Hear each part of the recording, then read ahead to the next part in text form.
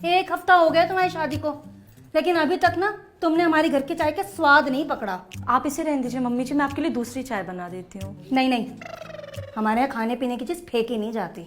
जी mummy. कुत्ता भी कहीं बैठता है ना तो जगह साफ करके बैठता है। एक तुम हो, पता नहीं इतनी गंदगी में रह कैसे लेती हो। अपने मायके में भी ऐसी रहती थी क्या? साफ करो।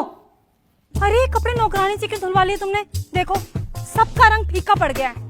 उसे कहाँ अकल है कि महंगे कपड़े कैसे धोए जाते हैं? कपड़े तो तुम खुद धोया करो ना।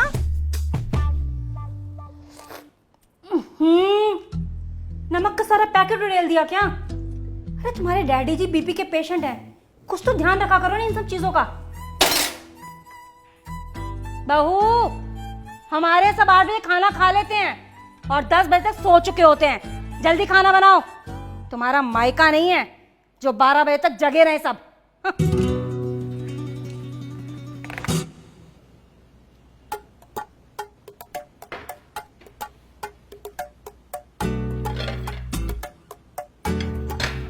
क्या है ये? कागज खाऊंगी मैं? नहीं मम्मी जी, कागज कोई खाने की चीज थोड़ी ना है। और ये कागज तो बिल्कुल नहीं, बहुत इंपॉर्टेंट है ये। AC 40,000, fridge 45,000, TV 55 inch 32,000। क्या है ये सब? हाँ, वाह मम्मी जी, कितनी भोली हैं आप। अरे ये उस दहेज की लिस्ट है जो मेरे पापा ने दिया था, और आप तो 5 चीजों पे ही रुक गई। अरे आगे भी तो पढ़िए।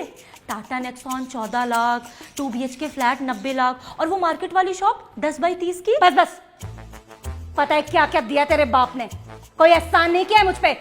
जो लाई है ना अपने लिए लाई है, कौन सा हमें दे रही है कुछ? मम्मी जी आप समझी नहीं, दहेज मेरे पापा ने अपनी खुशी से नहीं दिया, बल्कि आपने मांगा था, और आप तो इस दहेज की वजह से ही शादी के लिए तैयार हुई।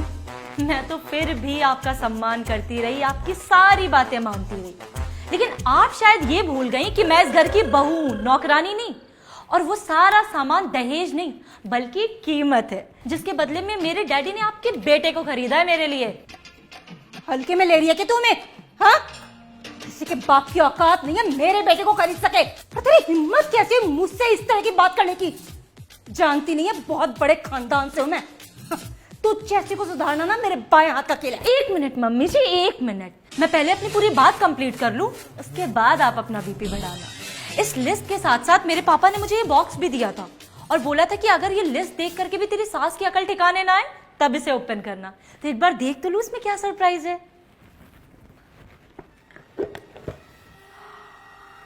ओह daddy, I love you so much.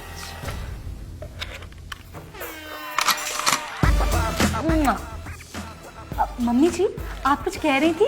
हाँ बहू, मैं कह रही थी, देखो मेरी याददाश्त भी कितनी कमजोर हो गई है।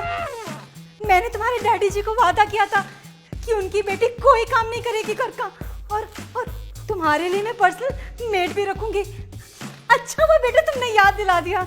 मैं भी ना अब ना कल सुबह ही ना मैं जाकर अच्छी सी मेड ढूंढ लेती हूँ सिर्फ तुम्हारे लिए, ठीक है? बस तुम ये बंदूक को ना संदूक में ही रखो, ठीक है? ओह मम्मी जी, सो स्वीट ऑफ यू। आप जैसी सासू माँ और मेरे जैसे डैडी भगवान सबको दे। बंदूक को संदूक में रखना।